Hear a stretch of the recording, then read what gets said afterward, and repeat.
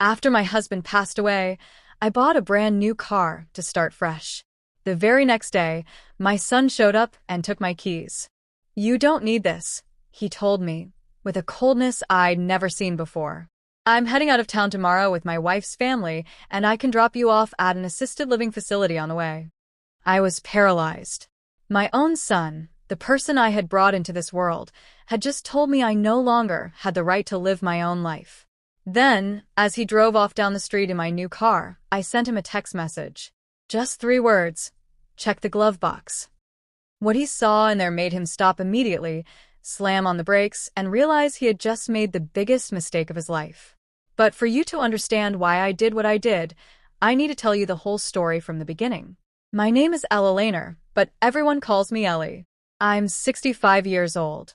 Until 3 months ago, I was married to the love of my life. 40 years together. 40 years of laughter, struggles, and building a family. My husband was a good man, a dedicated worker, the kind they just don't make anymore. When he died, I felt like the world stopped turning. Our house became a mausoleum of memories. Every corner reminded me of him. His coffee mug on the counter, his favorite easy chair, the scent of his cologne in the bathroom. I was left there in the middle of that deafening silence, wondering what I was supposed to do with the rest of my life. The first few days were the worst. I didn't want to get out of bed. I didn't want to eat. I didn't want to see anyone. But one morning, as I looked at a photo of us smiling on a beach full of life, I heard his voice in my head, almost as if he were standing right behind me. "Ellie," he always used to say, "as long as there's air in your lungs, there's a reason to keep moving forward. Don't just sit still waiting for life to pass you by. Go out there and live it." And he was right. He always was. So I made a decision. I was going to start over. I wasn't going to stay locked up in that house living among ghosts and memories. I was going to honor his legacy by truly living. And for that, I needed mobility. I needed freedom. I needed a car. Throughout our married life, we always drove the same old gray sedan, a vehicle my husband kept running through sheer ingenuity and patience. But that car died with him. It broke down a week after the funeral, and the mechanic told me fixing it would cost more than replacing it. So, with the life insurance money and the savings we had set aside together, I decided to buy a new car. Nothing luxurious, nothing flashy, just something reliable, something that was mine, something that represented this new chapter. I went to the dealership on a Tuesday morning. The salesman, a friendly young man named Devin Williams, showed me several models, and then I saw it. A sleek silver sedan gleaming under the showroom lights. It was perfect, compact, easy to drive, and packed with all the safety features I needed. I got in and felt something I hadn't felt in months. Hope. Devin patiently explained everything. The braking system, the airbags, the warranty. And when he told me the price, $8,500, $8,500, I knew I could handle it. The money was right there. It was mine. I'd earned it through years of hard work and sacrifice. Every penny my husband and I had saved for a future he wouldn't see, but one I absolutely would. I signed the paperwork that very day. The car was registered only in my name, Eleanor Vance, sole owner. Driving away from the dealership in my new car with that fresh upholstery smell and the smooth, gentle hum of the engine, I cried. I cried from both joy and sadness. Joy, because I was taking a step forward, and sadness, because my husband wasn't there to see it. But driving back home with the afternoon sun streaming through the windshield, I knew he would be proud of me. I knew this was exactly what he would have wanted me to do. I got home and parked the car right in front of the driveway. I sat there for a moment, just looking at it. It was beautiful. It was mine. It was my fresh start. I took the keys inside and left them on the kitchen counter. Then I called my son Marcus to share the news. I wanted him to know his mother was okay, that I was being strong, and that I was honoring his father's memory in the best way possible. Marcus didn't pick up, so I left him a voicemail. "Honey, I bought a new car. I'm so excited. Come over when you can so you can see it. I love you." I hung up, feeling happy, expecting him to be thrilled for me, expecting him to understand how important this was. I had no idea that the next day my life would change forever. I didn't know my own son was about to betray me in the worst way imaginable. I woke up early the next morning. The sun was barely rising, and I was already in the kitchen brewing coffee. I had plans for the day. I wanted to hit the supermarket, then maybe stop by my friend Serena Jenkins' house to show her the car, and, perhaps if I felt up to it, drive to the cemetery to visit my husband and tell him all about it. Yes, I know it sounds silly to talk to someone who isn't there, but it made me feel close to him. It made me feel less alone. I was finishing my second cup of coffee when I heard a car pull up outside. I looked out the window and saw Marcus's vehicle. My heart leaped with joy. He'd come. He'd gotten my message and rushed over to see me, to see my new car, to share this moment with me. I smiled and hurried to the door. But when I opened it, that smile froze on my face. Marcus wasn't alone. Standing next to him was his wife, Tiffany Price. And neither of them was smiling. There was something in their expressions, in the way they looked at me, that made me feel uneasy, as if I were a problem they needed to solve. "Hi, sweetie," I said, trying to sound cheerful. "Tiffany, what a surprise to see you both so early." "Come in." I just made coffee. Marcus didn't even acknowledge my greeting. He walked straight into the house, heading with determined steps toward the kitchen. Tiffany followed, giving me a glance I couldn't quite decipher. I closed the door and followed them, feeling the joy I had felt moments before turn into a strange knot in my stomach. Something was off. In the kitchen, Marcus stopped in front of the counter, looking at my new car keys. He picked them up, weighing them in his hands, as if evaluating their mass. "Mom," he finally said without meeting my eyes, "we need to talk." I crossed my arms, trying to ignore the alarm bells ringing in my head. "Sure, honey. What is it?" He exchanged a look with Tiffany. She nodded, giving him permission to continue. And then Marcus spoke. "Mom, I heard you bought a car. A new one." "I did," I replied, my voice sounding more excited than it should have. "That's why I called yesterday. I wanted you to come see it. It's beautiful, Marcus. And it makes me feel so free." "So, you don't need it," he interrupted. His words dropped like stones into the middle of the kitchen. I stood silent, not understanding.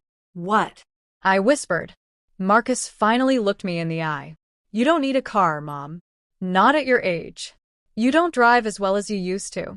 It's dangerous. Plus, it's an unnecessary expense. The maintenance, the insurance, the gas.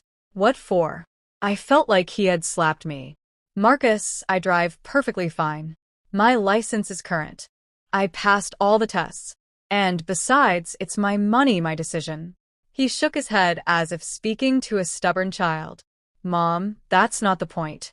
The point is being practical. Look, Tiffany and I have been talking. We're taking a trip tomorrow with her parents, a family trip we've been planning for months, and our car is acting up. Yours is new. It's perfect for the drive." "Wait," I said, holding up a hand. "Are you telling me you came here to ask to borrow my car?" Marcus gave a short, humorless laugh. "I didn't come to ask for anything, Mom. I came to tell you I'm taking it." Before I could process what was happening, before I could react, he closed his hand around the keys. "No, iskramat." "Marcus, those are my keys. That's my car." But he was already walking toward the door. Tiffany followed him, completely ignoring me. "Marcus, stop. You can't do this. Give me my keys." He paused at the threshold and turned to look at me. What I saw in his eyes broke my heart. There was no love there. No respect, only impatience and something that looked like contempt. "Mom, enough with the drama," he said in a voice so cold it didn't sound like my son's. "You don't need this car. You don't need any of this. You're living alone in this huge house, clinging to memories. It's not healthy." "What are you saying?" I whispered, my voice barely escaping my throat.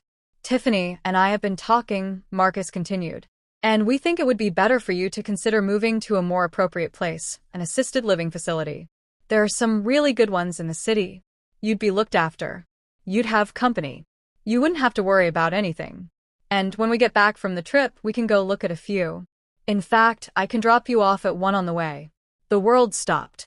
My son's words echoed in my ears, but I couldn't believe them. An assisted living facility. He was telling me to leave my home, my memories, my life to become a burden others had to care for. Marcus, I said, my voice trembling. I don't need a facility. I'm perfectly fine here. This is my house. He sighed as if my resistance was just another inconvenience. Mom, don't make this harder than it has to be.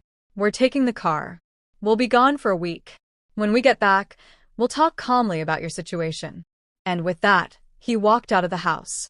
Tiffany followed without saying a single word. I ran after them. Marcus, no, please. That car is mine. I bought it with my own money. You can't just take it. But he was already opening the door to my new car, my silver car, my symbol of freedom. Marcus, I'm begging you, I shouted, tears starting to stream down my cheeks. Don't do this to me. I'm your mother. He paused for 1 second. For 1 second, I thought he was going to come to his senses, that he would remember who I was, that he would remember everything I had done for him. But then he got in the car, started the engine, and drove away. He just left with Tiffany in the passenger seat with my keys, with my car, with my dignity. I stood in the middle of the driveway, watching the silver car disappear down the street. The tears were falling freely now. My body was shaking. I couldn't believe what had just happened. My own son had robbed me, humiliated me, and told me I was useless. I stumbled back into the house, closed the door, and sank onto the sofa. And there in the silent living room, full of memories of a life that no longer existed, I cried. I cried for the car. I cried for the betrayal. But most of all, I cried for the son I had just lost. I don't know how long I sat on that sofa crying. Maybe it was minutes, maybe hours. Time ceased to have meaning. All I felt was a deep ache in my chest, as if something inside me had shattered. And perhaps it had. The image I had of my son, the trust, the unconditional love a mother always holds for her children, no matter what. But then in the middle of that emotional darkness, something shifted. I stopped crying. I wiped the tears with the back of my hand and felt something different growing in my chest. It wasn't sadness. It wasn't despair. It was fury. A cold, calculating rage that began to replace the pain. Because as I sat there, I remembered something important. Something Marcus didn't know. Something that was about to change everything. I wasn't a foolish old woman. I had lived 65 years. I had raised a son practically alone while my husband worked 16-hour shifts. I had managed a home, a budget, an entire life. And over all those years, I learned a fundamental lesson. You always have to be prepared for the worst. You always need a backup plan. When I bought that car, I didn't just sign the papers and happily drive home. No, I had been careful. I had been smart. Because even though I wanted to believe my son was a good man, even though I wanted to think he would never hurt me, I had seen signs, small signals that I had ignored because it was easier not to see them. The way Tiffany looked at my house, assessing its value. The way Marcus asked about his father's life insurance, about my savings, about my plans. Casual comments that in retrospect didn't seem so casual anymore. So, after buying the car, I did something else. Something that at the time seemed like an overreaction, almost paranoia, but which I now thanked God for. I visited Walter Pierce. Walter had been a friend of my husband's for 30 years. He was a good attorney. When I told him I had bought a new car and had certain concerns about my son, he didn't judge me. He didn't tell me I was being paranoid. He simply listened. Ellie, he told me that day in his office, sitting behind his dark wood desk, if you have doubts, it's better to be prepared. Prevention is not mistrust, it's intelligence. And then he helped me. He helped me prepare documents, legal documents that protected my interests. Documents